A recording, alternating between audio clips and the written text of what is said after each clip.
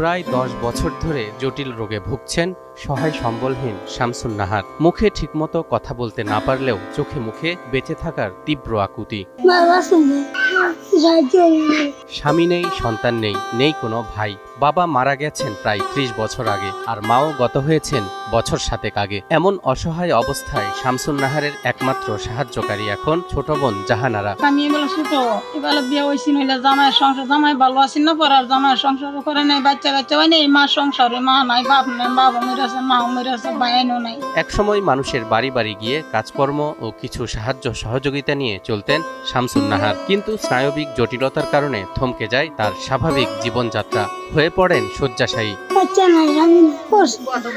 এদিকে যেখানে বোন জাহানারার নিজের সংসারই ঠিকমতো চলে না, নুন আনতে পান্তা ফুরায় অবস্থা, সেখানে অসুস্থ বড় বোনের চিকিৎসার টাকা জোগাড় করবেন কিভাবে? বেনের খাওয়া বেলেও খাইতেছি, বেলের খাওয়া বেনে খাইতেছি, মানে চিকিৎসা আমি কিভাবে চালাই? তবুও ছোট বোন জাহানারার আশা, সমাজের বিত্তবানদের সাহায্য সহযোগিতা নিয়ে বড় বোনকে আরও কিছুদিন বাঁচিয়ে রাখবেন। যদি কিছু সহযোগিতা করতেন আপনারা আমার বোনটারে, আর কিছুদিন আমি চিকিৎসা করে আমার বোনটারে আমি কিছুদিন আরো বাঁচায় রাখতাম। ওষুধ বড়ি খাই, অনেকটা ওষুধ দেওয়া না খাও, পারতাছি না কাজ কাম করে, মানুষের বাসার কাজ কাম করি খাই, আমরা এর চিকিৎসা চালাই।